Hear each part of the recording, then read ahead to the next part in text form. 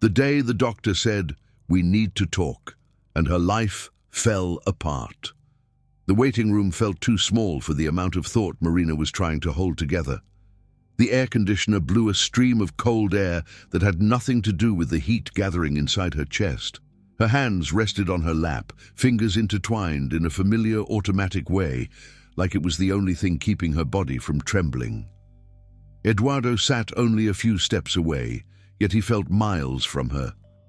His skin had lost its color over the past few weeks, but that morning there was something different about him, a kind of exhaustion that had nothing to do with work, a strained breath that forced his hand to his chest every few minutes, as if he were trying to hide pain rather than soothe it. Marina watched him in silence. It wasn't their first time in that clinic, but it was the first time she had seen him like this, fragile, uneasy, as if he were fighting just to stay upright. He scanned the room nervously, avoiding her gaze every time she tried to meet his. He looked afraid of something that hadn't been said yet. When the consulting room door opened, the sound was soft, but devastating. The doctor stepped into the doorway, holding a clipboard against his chest, but it wasn't the clipboard that struck Marina. It was his eyes, an expression carrying far more than results. The look of someone who needed to dismantle a structure that had been carefully built. He inhaled before speaking, and that single breath was enough to freeze her from the inside. "Marina, could you come in with me, please?" The sentence was simple, but something inside her tore quietly. Eduardo tried to stand beside her, like he always did, but the doctor lifted a hand, subtle, firm. "Just her for now." The words hovered in the air like dust after an impact. Eduardo froze. Marina noticed the faint tremor in his fingers, the dry swallow, the desperation hiding behind a fragile smile. She searched his eyes, looking for a plea, guilt, fear. But he looked away quickly, like someone caught in a truth too heavy to hide any longer. Her body leaned forward before she could stop it. The doctor held the door open, waiting. Each step toward the office felt like it was pushing her into a reality she wasn't ready to face. As she passed through the doorway, she saw Eduardo open his mouth, like he was about to warn her or confess something, but nothing came out. Only the thick silence of someone who knows exactly what is about to happen and still can't stop it. The door closed behind her with a soft, final click, a sound that stayed trapped inside her like a sentence. The office was too organized. Files aligned perfectly, instruments neatly arranged, white light spilling over metallic surfaces. Everything cold, clinical, incapable of holding any human pain. Marina sat slowly, trying to steady her breath. The doctor watched her for a few seconds, as if assessing how much she could bear before everything collapsed. "Marina," he began, his calm voice carrying no comfort, only warning. "We need to talk about something Eduardo hasn't told you." Her heartbeat faltered. It wasn't the words that struck her. It was what lived in the space between them, the meaning too large to fit inside a single sentence. The doctor pulled a chair close and sat in front of her. He placed the clipboard on the table and laced his fingers together, a gesture meant to be gentle, yet only made the moment heavier. "Before I show you the tests, there's something you need to understand," he continued. "This didn't start now. It isn't recent. He's been dealing with this for months, maybe longer." Marina's mind spun, unable to form a coherent picture. Everything around her felt distant, as if the sounds were muffled underwater. "Months," she managed to whisper, though her voice felt like it didn't belong to her. The doctor nodded, his expression holding more empathy than words. He missed several appointments, hid important symptoms. He didn't bring his previous exams when he should have. And from what I can see, he wasn't ready to tell you. Something rose sharply in Marina's chest, a mix of disbelief and a kind of pain she hadn't named yet. Her hands turned cold, her breath shortened, and for the first time in years, she realized she didn't truly know the man she slept beside, not the man sitting on the other side of that door. The doctor slid a white envelope across the table toward her. It was sealed, heavy, quiet. "He asked me not to show you this," the doctor said truthfully, "but you need to know. It's serious, Marina." She touched the envelope with the tip of her fingers, but didn't pull it toward her. The cold paper met her trembling skin, and in that tiny contact, Marina understood that the world she knew was about to split in two. Outside the door, Eduardo's uneven breathing seeped through the silence. Inside the room, the silence finally had a name. Marina's home looked at first glance like the perfect portrait of stability. Everything had its place. The cushions on the couch were always aligned, the dining table never held more than the essentials, and the plants on the balcony stayed alive only because Marina watered them with the discipline of someone fulfilling a duty, not someone who enjoyed the ritual. To anyone else, that order might have suggested a good life. But hidden behind the postcard perfect snapshots she occasionally posted online was a truth she never photographed. Nothing in that house breathed. There was no clutter, but there was also no pulse. The house was pretty, too pretty, and quiet in a way that felt sterile, harmonious yet cold, as if it had been arranged to welcome guests who never came. That night, after the appointment, Marina walked through each room as though stepping into them for the first time. She noticed details she had never stopped to observe: the absence of recent photos, the oversized couch that seemed to belong to a couple who barely spoke, the ticking clock whose hands sounded louder than their own relationship. Eduardo was sitting at the kitchen table, trying to look normal. A glass of water sat untouched in front of him. The warm kitchen light cast sharp shadows across his face, revealing dark circles beneath his eyes, the kind of exhaustion that doesn't come from one bad day, but from weeks, maybe months, of silent struggle. "Are you okay?" Marina asked, unable to hide the tension in her voice. He nodded too quickly. "Just tired," that answer.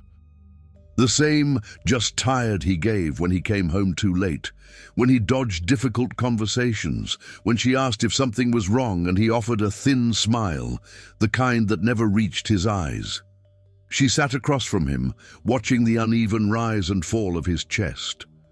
The man she knew, or thought she knew, looked weaker, more vulnerable, more distant than ever. "The doctor called me in," she began, choosing each word carefully so they wouldn't fall apart before reaching him. "He said you missed some appointments, that there were tests." Eduardo lowered his gaze. It wasn't defensive, it was surrender. As if he recognized, without even trying to hide it, that he had reached the limit of what he could keep to himself. "I was going to tell you," he murmured, the sentence collapsing between them with no strength. Marina searched for anger inside herself. It would have been the obvious emotion. The lies, the omissions, the risk he had taken. But she found none. What she felt was something slower, heavier, a kind of quiet loss, as though she had waited so long for honesty that, when it finally arrived, it came too late. She took a breath, bracing her hands on the edge of the table. "Why?" she asked. "What made you hide this from me?" It took a few seconds for him to raise his head, and when he finally did, Marina saw something she had never seen before. Fear. Not fear of the illness, fear of her, fear of disappointing her. Fear of breaking an image he had never been able to live up to. "You've always handled everything, Marina," he said, voice cracked. "You always knew what to do. You were strong. You were perfect. I didn't want to be the problem in your life." The sentence fell on her like a quiet weight. It wasn't an accusation. It wasn't dramatized. It was simply his truth. And that truth revealed something Marina had avoided seeing for years. While she'd been trying to be the flawless wife, he had been trying not to be a burden. Two different masks, equally heavy. She stood and walked to the window. The street outside was empty, lit only by distant street lamps, and the cold light reflected her own expression in the glass, a mixture of frustration and sadness she rarely allowed herself to acknowledge. In that silent house, Marina finally realized how long she had stopped feeling anything, not for lack of love, but for lack of space where love could exist honestly. Eduardo stood slowly, as if trying to bridge the distance. His body faltered for a moment, and Marina instinctively reached out to steady him. That small gesture opened a crack between them, a crack that hadn't existed in years. "I never wanted to hurt you," he whispered. Marina swallowed hard. The truth was, she hadn't wanted to hurt anyone either, but looking at the man in front of her, she understood something painful and undeniable. They had both been hurting for a long time. They just hadn't had the courage to admit it. She didn't respond. She simply helped him sit on the couch and pulled a blanket over his legs. The gesture was light, but meaningful, a type of care born not from obligation, but from shared humanity. The envelope with the test results rested on the table beside them, like a silent object waiting for the right moment to detonate. Marina glanced at it, but didn't dare touch it. Not yet. Something inside her needed to settle before the truth could be fully revealed, something telling her that this night was only the beginning of an emotional descent she would not be able to control. And as Eduardo closed his eyes, exhausted, Marina understood that nothing would be the same from that moment on. The perfection had cracked, and through those cracks, a reality she had always avoided was beginning to seep in. A reality that demanded far more than tidying the house and smiling for pictures. A reality that for the first time demanded the truth. Morning came in muted shades of grey, a dull light slipping through the living room curtains. Marina woke on the couch with a stiff neck and a kind of exhaustion that didn't seem to have a beginning. She couldn't remember when she'd fallen asleep, only that she had stayed there, watching Eduardo's uneven breathing as he slept on the opposite couch. Two people trying to share the same emotional space without actually meeting in the middle. She rose slowly, the weight of the previous night trailing down her spine like a bitter reminder. The house was quiet, but the silence had changed. It carried a new tone, something like anticipation, like the air before a storm you already feel in your bones. Eduardo appeared in the kitchen doorway a few minutes later. He was wearing the same shirt from the night before, but his face looked even paler, almost translucent, as if something essential had drained out of him overnight. He tried to smile, small, crooked, unconvincing. "You slept here?" he asked, voice thin. Marina nodded. She felt that any word she tried to say would break before reaching him. She made coffee without much conversation. The steam rising from the kettle formed a faint haze between them, and Marina felt her chest tighten as she noticed Eduardo struggling to hold the cup. His hand trembled. His arm looked too weak to manage something so simple. This wasn't just fatigue. It wasn't stress. Something inside him was giving in, like a structure that had been left unrepaired for too long. The memory of the envelope flashed in Marina's mind, sharp and unwelcome. She realized she was avoiding it, not just the contents, but the meaning behind it. The envelope was a dividing line. Before it, she still had the comfort of uncertainty. After it, she wouldn't. Eduardo, maybe sensing her gaze, looked away quickly.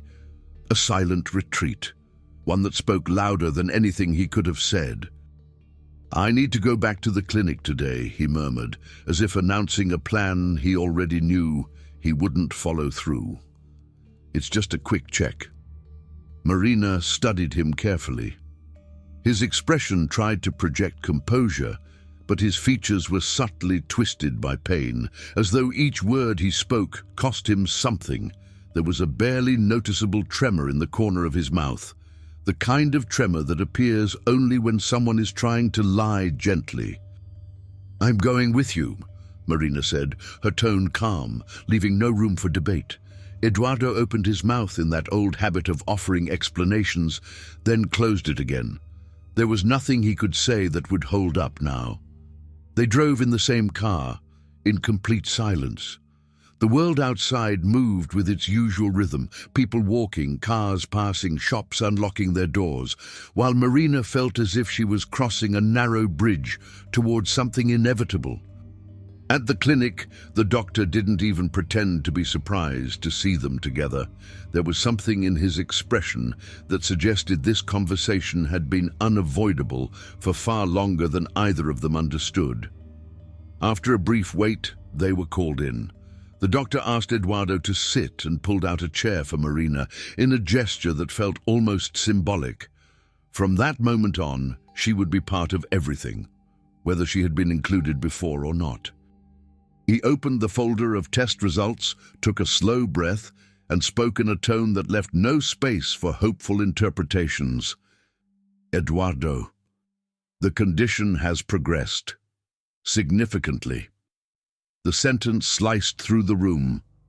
Eduardo lowered his head, as if he had heard that verdict long before this moment. Marina gripped the back of her chair. Her heartbeat stumbled, trying to adjust to the weight of the words, before she could even process what they meant. "When you missed the earlier appointments," the doctor continued, "we lost critical time, and when you ignored the symptoms, the situation became more dangerous." Eduardo closed his eyes for a moment, pressing his palms into his thighs. Marina saw the tremor. She also saw that he wasn't nearly as surprised as he should have been. The doctor slid a few papers toward them, graphs, numbers, reports. Marina didn't need medical knowledge to understand. The uneven lines, the highlighted values, the red marks. "Why didn't you tell me?" Marina asked. Her voice sounded firmer than she felt. Eduardo hesitated before lifting his head, and in that moment, Marina saw something unfamiliar, something fragile, a vulnerability he had never allowed to exist within their marriage. "I didn't want to be a burden to you," he said, voice cracking. "You've always been so strong, so steady, so sure of everything. I didn't want to pull you down with me." The words hit her with a quiet, crushing force. As if she was finally hearing a truth so deep it hurt to acknowledge. "I thought I could handle it alone," he continued. "I thought it was just a phase. And then it was too late to admit I'd made a mistake." The doctor interrupted gently. "Marina, Eduardo's body is reacting unpredictably. His condition is serious, but there are still ways to move forward. We just need to act quickly, and more importantly, he needs support." The word support hung heavily between them. It wasn't just directed at her, it was directed at both of them, at the emotional structure they had built and abandoned over the years. In that moment, Marina felt a different kind of weight settling over her. Not anger, not panic, something clearer. A quiet understanding of how far they had walked side by side while seeing almost nothing of each other. As the doctor outlined the next steps, Marina looked at Eduardo and realized that, for the first time in a long while, he wasn't pretending to be strong. What she saw was real.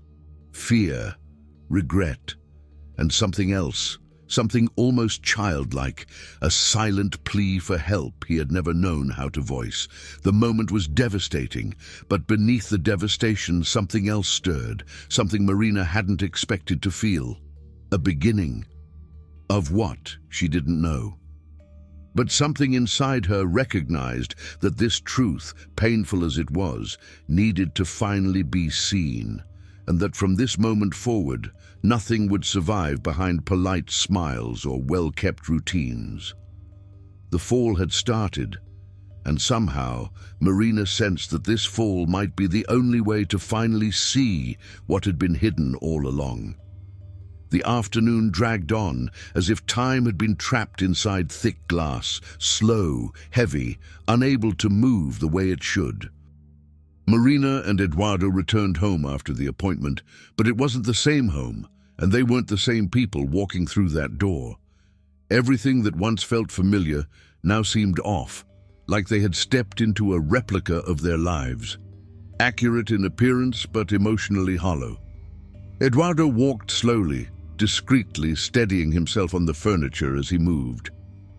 Marina watched every gesture, every pause, every failed breath with a vigilance that wasn't born only of worry. It carried regret too. Regret for not seeing, for not insisting when something felt wrong, for confusing strength with silence.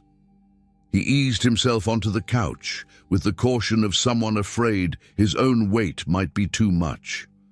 Marina remained standing, unsure what to do with her hands, unsure how to even begin speaking about any of it. The living room felt saturated with truths her mind hadn't caught up to yet.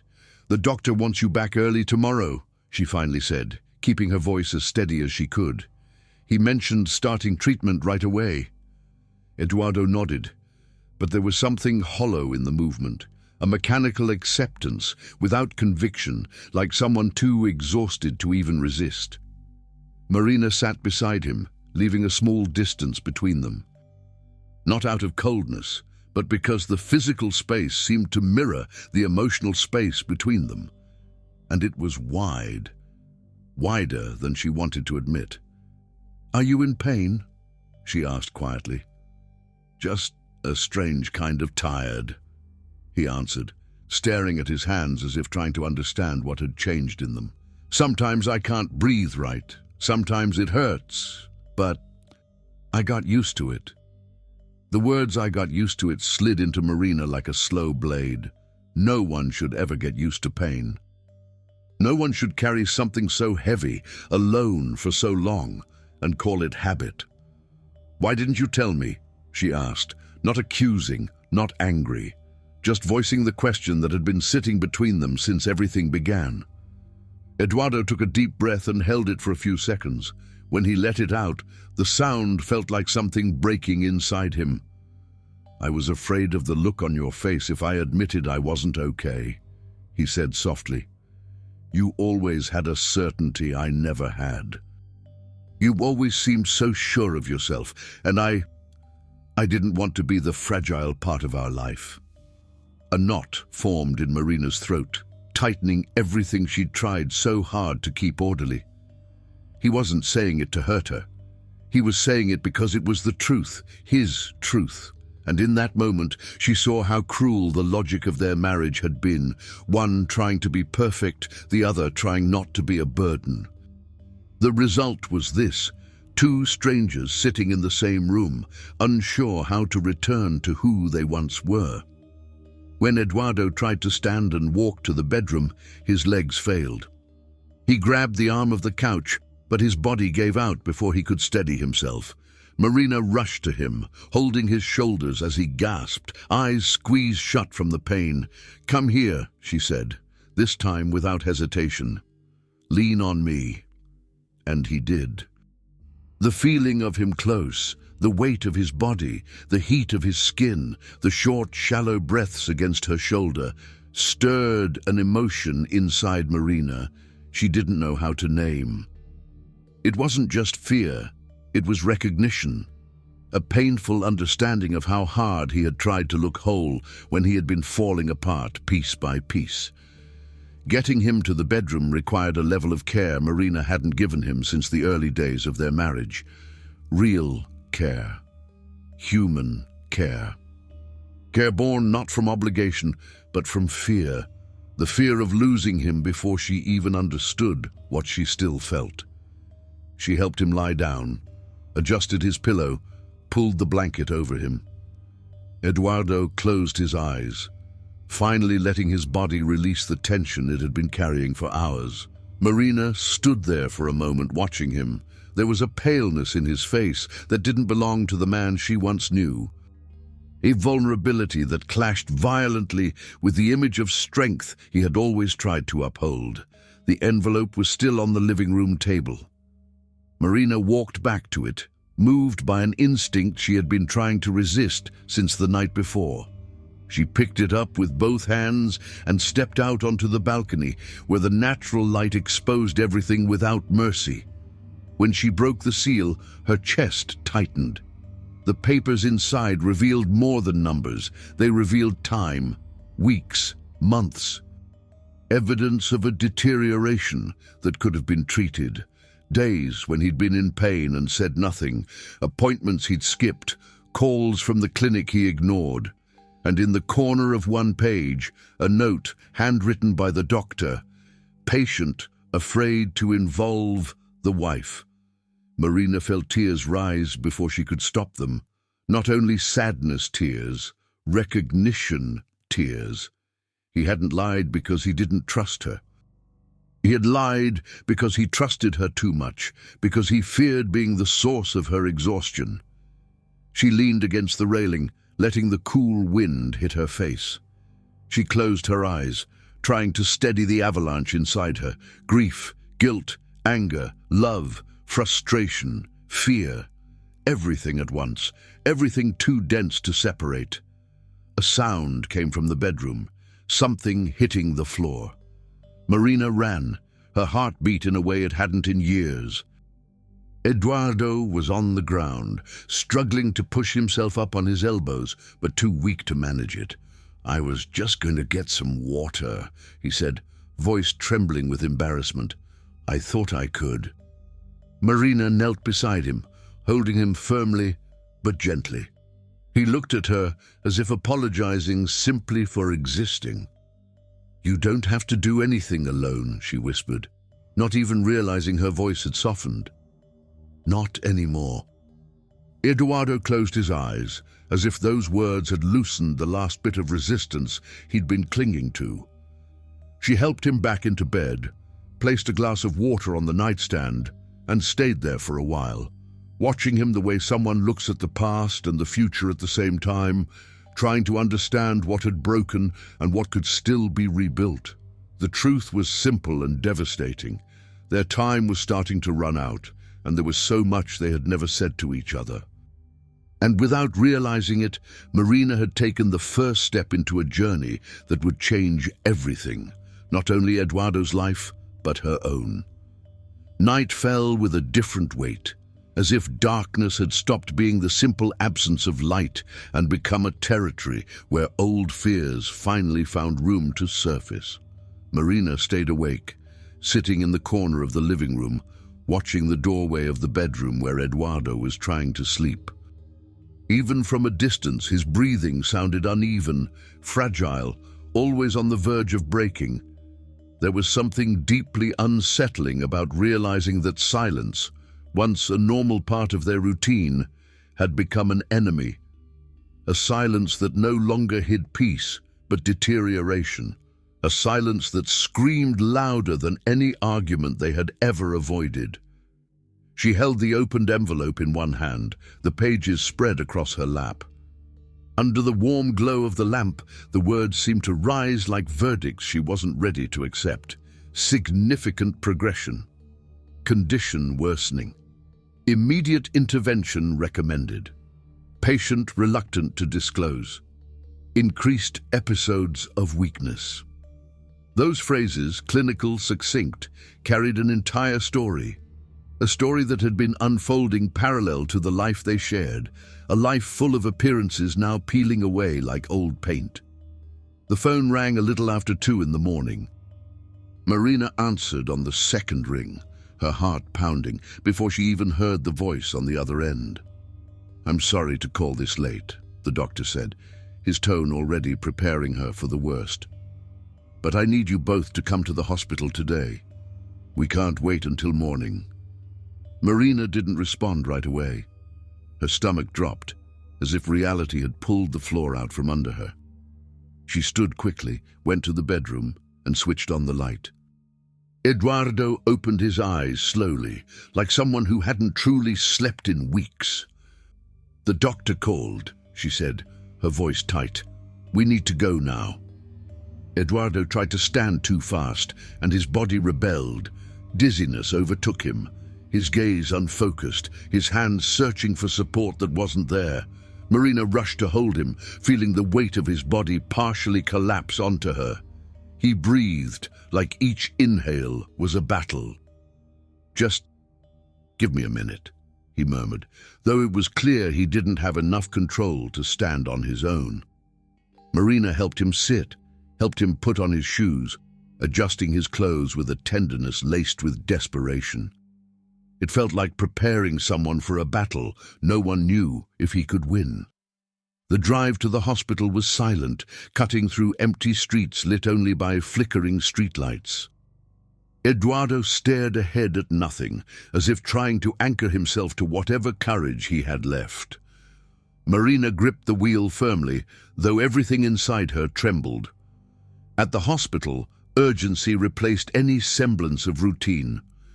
Nurses took him immediately to an observation room. Marina followed until they stopped her, leaving her on the other side of the doors with nothing but the sound of rushing footsteps, closing curtains, machines powering on. The doctor appeared minutes later, his face serious, but not panicked. It was the kind of seriousness that didn't announce imminent death, but certainly announced a fight. "His condition worsened faster than we expected," he explained, pointing to the screen displaying recent results. "We need to start intensive treatment now. He can't wait." Marina heard him as if underwater, absorbing the sound, but not the full meaning. "Is he going to be okay?" she finally asked, her voice small, almost childlike. The doctor didn't answer quickly.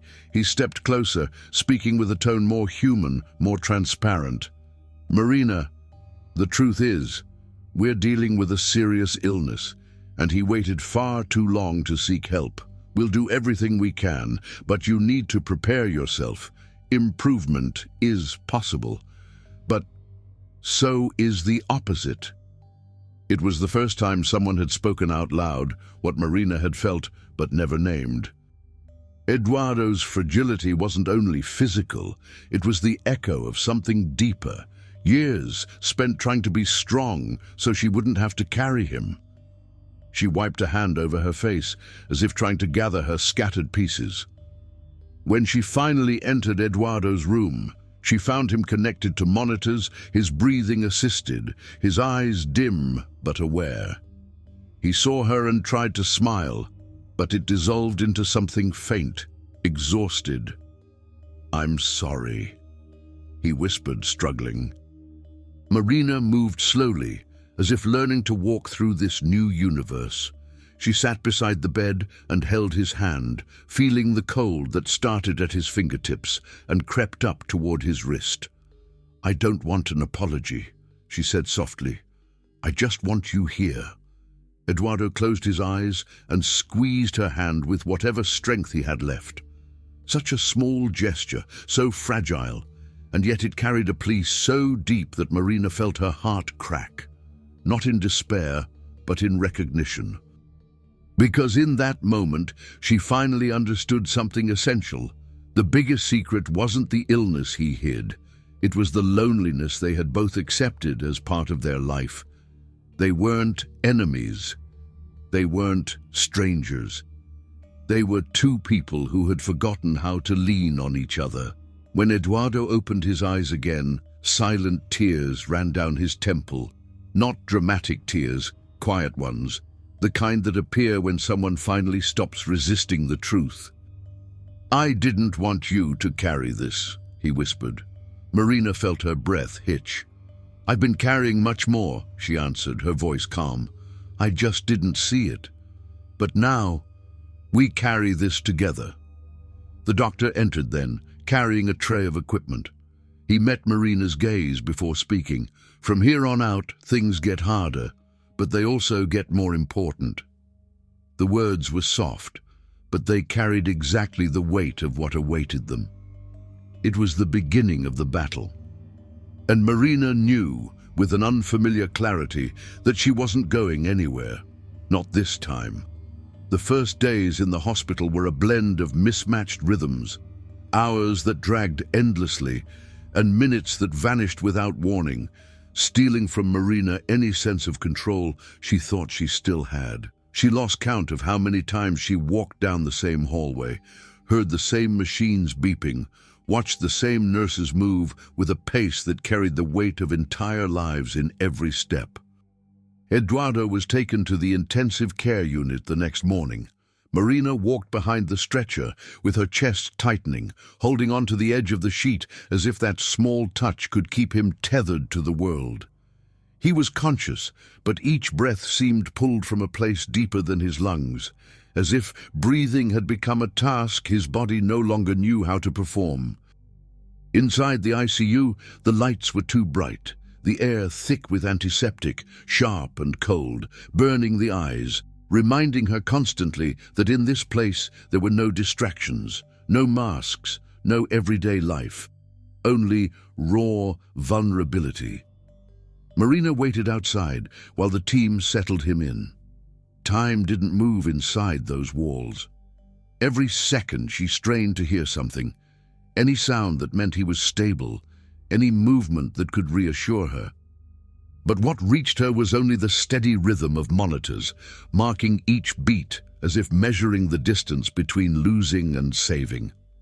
When they finally let her in, she saw Eduardo lying there, connected to wires, tubes, devices that looked bigger than he was.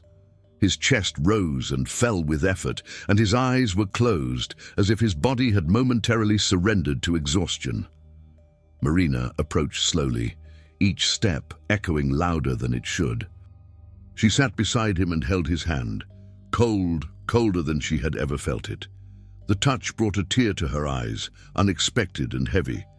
"I'm right here," she whispered, her voice so quiet it sounded like a thought escaping her lips. "I'm not going anywhere."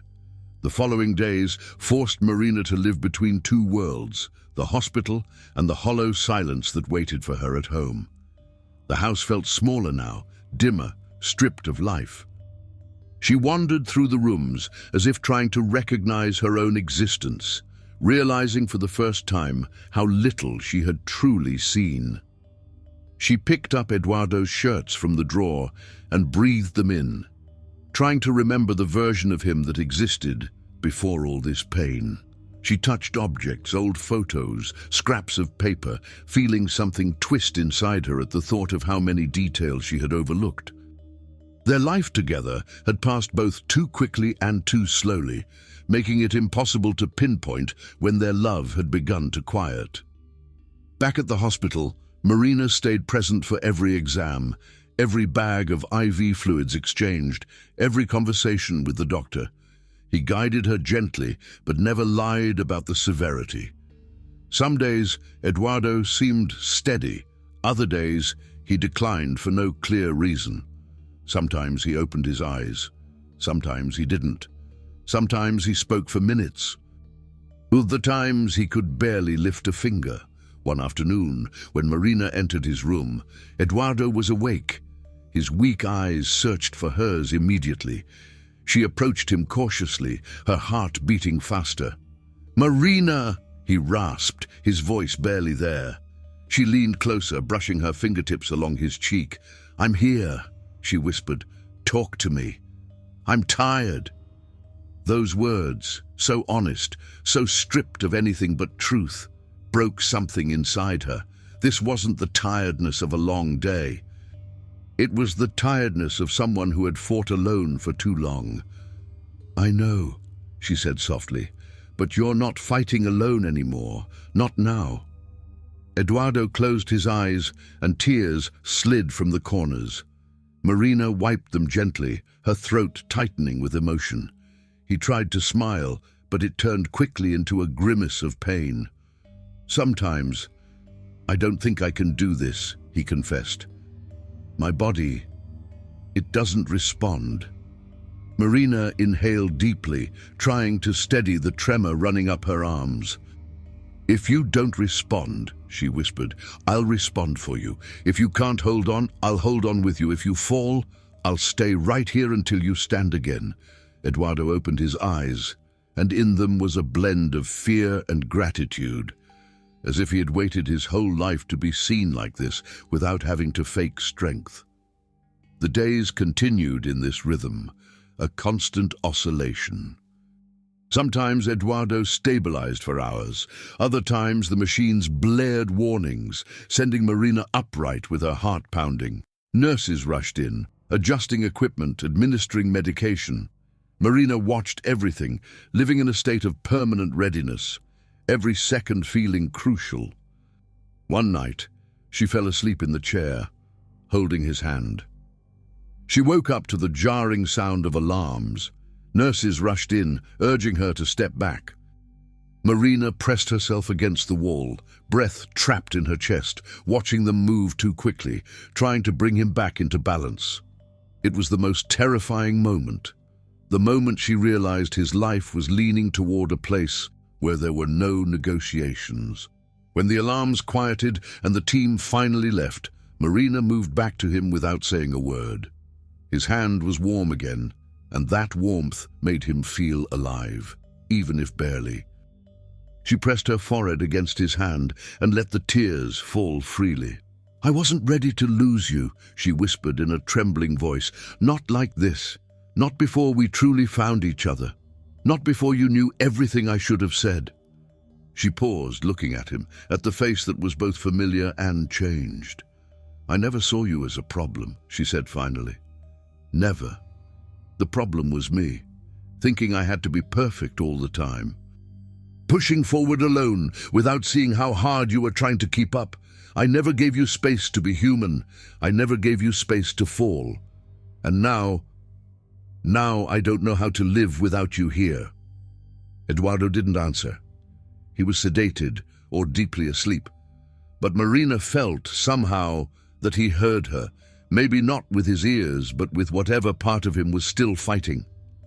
The night passed slowly. Marina didn't leave the room. She didn't eat. She didn't check her phone. She didn't stand even for a moment. Her body was present in a way it had never been anywhere else in her life. In that deep, humming silence, between the monitor tones and Eduardo's unstable breathing, she understood something that would change everything.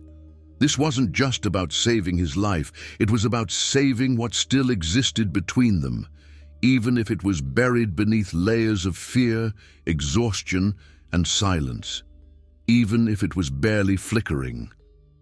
There, in that cold hospital room, Marina realized something profound. Love doesn't show itself in beautiful moments. It reveals itself in the hardest nights, in the hours when the ground disappears, in the days when everything seems to collapse. That's when you learn what real connection is. She took his hand again, holding it firmly, a silent vow. She wasn't leaving, not until the end. The hospital at dawn held a kind of stillness that didn't resemble calm at all. It was a tense, weighted silence in which every sound, the drip of the IV, the steady pulse of the monitors, the soft shuffle of nurses' shoes seemed louder than usual, as if the entire floor were listening for the slightest shift. Marina hadn't moved from the same chair since the beginning of the night. Her body ached, her head throbbed, but she refused to close her eyes. She was afraid something might happen while she slept, afraid that in one unguarded second, the thin thread tethering Eduardo to life would snap. Eduardo lay more still than in previous days. It wasn't the deep sleep of a resting body, but the quiet of someone fighting inwardly without enough strength to show it. His breaths were shallow, barely visible. His chest rose and fell like it had forgotten the natural rhythm of the body and now depended solely on the machines to remember the way. The doctor walked in around 3 a.m. He moved slowly, studying the numbers on the screen, making small adjustments as if he were trying to maintain a fragile balance. "He's fighting," the doctor said, his voice low, almost out of respect for the darkness of the room. "But his body is responding very slowly." Marina didn't speak. Her face showed exhaustion, but beneath it was something stronger: determination. A kind of strength that didn't come from blind hope, but from the understanding that there was no place in the world where she was needed more than here. "This phase is very delicate," the doctor continued. "He might improve suddenly, or he might decline. His body is at its limit. For now, all we can do is watch closely." Marina nodded without letting go of Eduardo's hand for even a second. After the doctor left, the room returned to its previous silence, but now the air felt different, as if time itself were bracing for something important, as if before every change there exists this strange immobility that announces the unknown. Marina stood slowly and moved closer to the bed. She inhaled the familiar, metallic scent of the hospital, mixed with the faint trace of Eduardo's soap, the same one he had used for years. The contrast sparked an unexpected memory. The day they met, the first time he held her hands firmly, the way he listened to her like every word mattered. The memory cracked something open inside her. She pulled the chair until it was near his face and spoke with a sincerity she had never allowed into their marriage. "If you knew how many times I walked away from you without ever leaving the house," she whispered, staring at his quiet features. "How many times I left you alone without realizing it. I demanded a perfection I couldn't even sustain, and when you started to break, I broke too. I failed to see you, to hear you, to be here when you needed me the most." She paused, gathering courage from a place that only pain can open. "I don't know when we started walking side by side, but living separate lives. But I want to come back. I want to come back to you. Not the strong man, not the flawless husband. I want this you," she said, touching his hand gently, intertwining their fingers. "The one who's fighting, the one who's scared, the one who asked for help in the quietest way a person can." His eyes remained closed, but his breathing shifted, subtly, almost imperceptibly. Marina noticed it because she had spent hours memorizing every tiny detail, every change. She kept going, her voice trembling. "I thought loving you meant keeping everything perfect, organized, moving. I thought it meant being enough for both of us, but love, real love." She swallowed hard, fighting the knot in her throat. Real love is staying when everything collapses. It's holding someone's hand when they don't have the strength to open their eyes. It's learning how to breathe together. It's being here even when you're terrified. For a moment, the room seemed to pause. It lasted only seconds, but it carried the weight of something profound, like a part of him, somewhere deep inside, was still listening. When Marina leaned down to place a soft kiss on his forehead, she felt something she couldn't explain, the slightest movement, barely there, but undeniable. His fingers twitched. Not a full gesture, just the faintest attempt, as if searching for something or someone. She froze, her heart racing in a way she hadn't felt since she was young.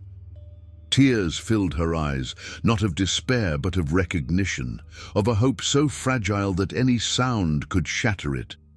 "Eduardo," she breathed, voice breaking. "I'm here. I'm right here." The monitors continued their erratic rhythm, but Marina knew something had shifted. Not clinically, not dramatically, but deeply. It was as if his body had heard her voice echoing through whatever darkness he was in. And in that tiny movement, in that almost nothing, there was a beginning. The rest of the night moved slowly, heavy with expectation. Marina stayed there, her fingers intertwined with his, watching the silence like someone witnessing a miracle forming inch by inch. The moment of climax hadn't arrived yet, but the path toward it was being carved with every fragile breath, every quiet tear, every word spoken into the dim light. It was the silence before change, the silence that prepares the heart for what comes after. And Marina knew, instinctively, undeniably, that their story was about to cross the boundary between fear and hope. Morning arrived slowly, filtered through the small ICU window. The sky was pale, washed out, almost matching the stiff white sheets and the machines surrounding the bed. Marina hadn't slept. She couldn't. Her body had been still for hours, but her mind remained alert, tuned to every flicker on the monitor, every subtle shift in Eduardo's fragile breathing. She still held his hand. The same hand that had moved for the first time in days during the night. That tiny gesture replayed in her mind like an echo. Fragile, small, but enough to keep despair from swallowing her whole. Around 7, the doctor returned. He studied the charts with trained precision, then took a slow breath. His expression softened, just slightly, but enough. "He's responding," he said. "It's too early to celebrate, but it's a meaningful sign." A rush of air escaped Marina's lungs, so deep it almost brought tears with it. She nodded in gratitude, unable to speak without her voice breaking apart.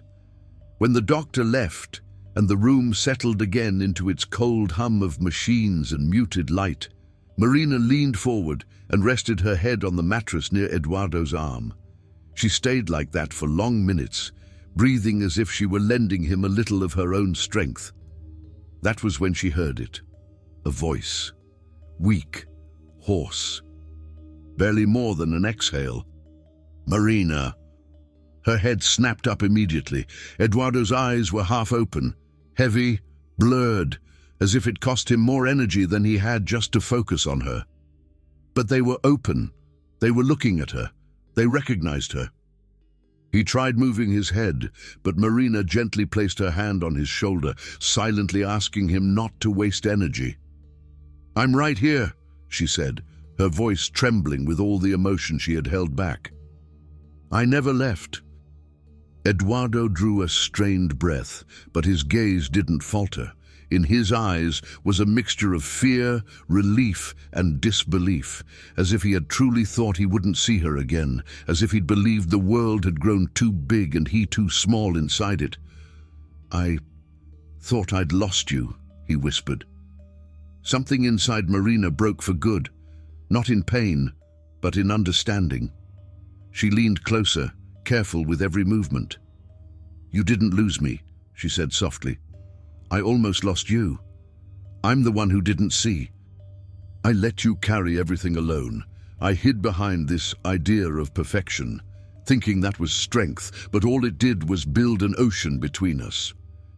Eduardo closed his eyes briefly, as if her words carried more weight than his body could handle. When he opened them again, tears pooled there, threatening to spill. "I was scared," he murmured. "Scared of being less, scared of disappointing you. I thought that if you saw me like this, you'd never look at me the same way again." Marina cupped his cheek gently, with a tenderness she had never fully allowed herself to show. "I never needed you to be strong all the time," she said. "I just didn't know how to reach you.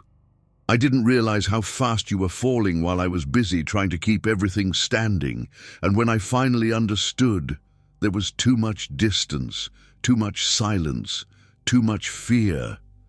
His breathing hitched, but he kept his eyes locked on hers, as if he needed every syllable carved into him. "I tried to be perfect," he whispered. "I thought you loved me more when I got things right. I thought that if I failed, you'd pull away." Tears slid down Marina's face before she even felt them. "I never wanted perfection," she said. "I wanted you. This you. The man who feels fear, the man who makes mistakes, the man who needs someone, the man who's human. That's the man I want." He released a deep, trembling breath, as if letting go of years of pressure. His eyes closed and 2 tears slipped down his temples. Marina wiped them away with her thumb, feeling his hand tighten around hers, weakly, but enough to feel. "I didn't want to leave," he whispered, voice cracking. "I just didn't know how to stay." Marina inhaled sharply, letting the emotion rise between them. "Then stay now," she said. "Stay with me. Fight. Not for me. For you. And if anything is left of us when this is over, we rebuild. But you have to stay." Eduardo's gaze deepened, fevered with weakness, but fierce with intent. He moved his lips slowly, forming the words with effort. "I'll fight." 3 fragile words, but inside them was a strength Marina had never seen in him before. A promise, a choice, the beginning of something new, barely formed, but undeniably real. The machines continued their uneven rhythm, but for the first time Marina saw something different. Numbers stabilizing, lines smoothing, signals aligning. Subtle, timid, but there. As if his body was responding not only to the treatment, but to what had unfolded between them. This truth, this surrender, this rediscovery. Marina held his face in both hands and leaned forward until their foreheads touched, carefully, gently, reverently. It was the most intimate thing they had shared in years. They breathed together slowly, as if one heartbeat was searching for the rhythm of the other. Love didn't return in that moment. It had been found again, quietly, painfully, beautifully human. When she finally pulled back to look at him, Eduardo smiled. A small smile, a tired smile, but real. A smile that said, "I'm still here."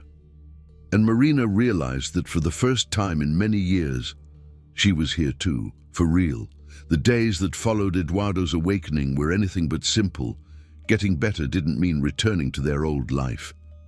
It was a slow process, full of ups and downs, as if his body had to relearn how to exist after spending so long resisting in silence.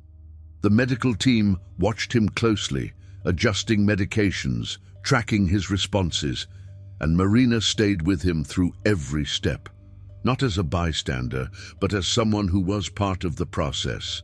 Every small improvement, a slight lift of his arm, a steadier breath, a sentence spoken without interruptions, felt like a step taken by both of them.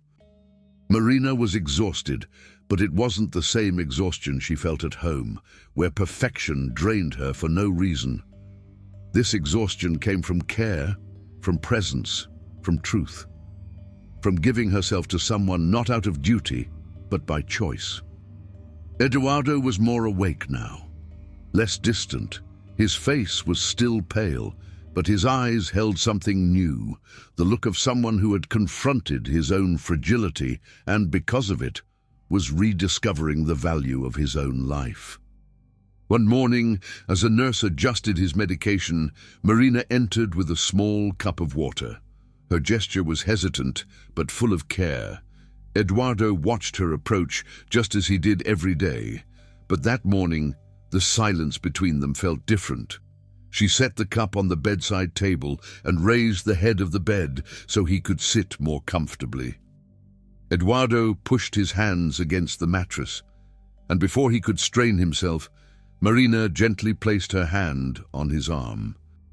"Slowly," she said softly. He gave a faint smile, recognizing her protective tone. "I'm learning," he replied, his voice stronger than it had been in days.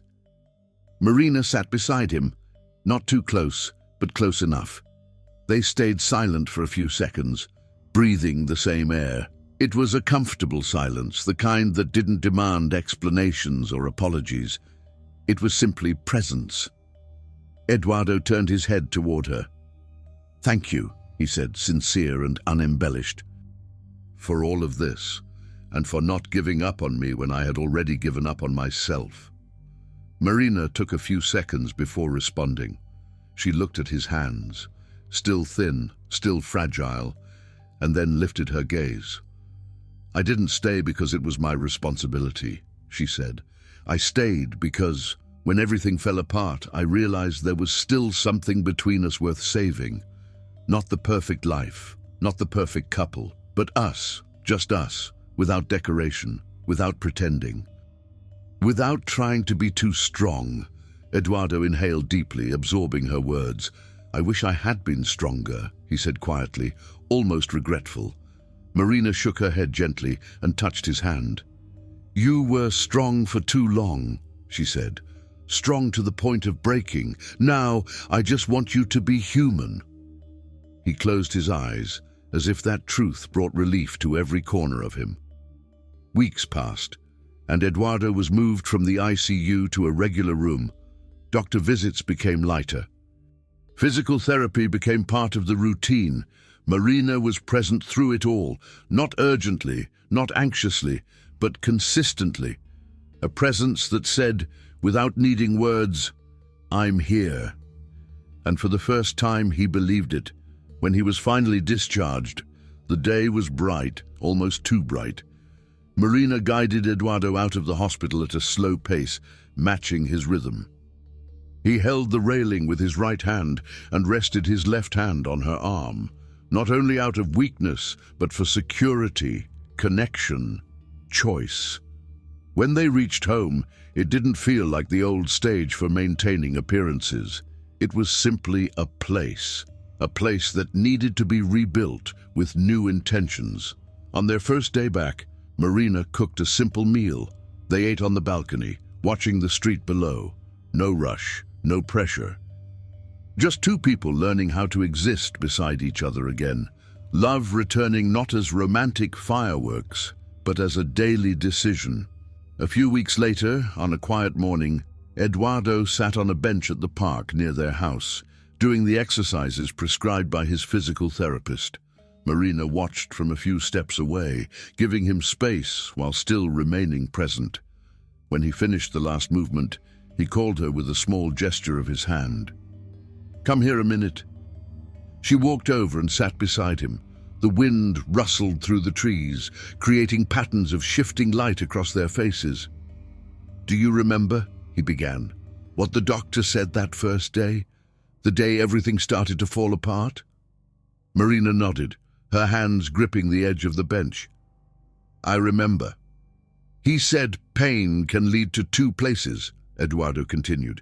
"It can destroy everything, or it can reveal what was still there underneath." Marina turned slightly toward him, listening.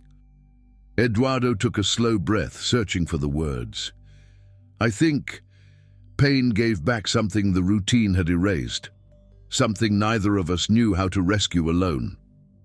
Marina smiled gently, a soft smile, slow, not excited, not dramatic, just true. "We got lost along the way," she said, "but we didn't lose each other." Eduardo reached out his hand, and Marina held it, not as someone promising perfection, not as someone guaranteeing a life without hardship, but as someone choosing to stay, knowing love doesn't sustain itself without effort. He rested his head on her shoulder.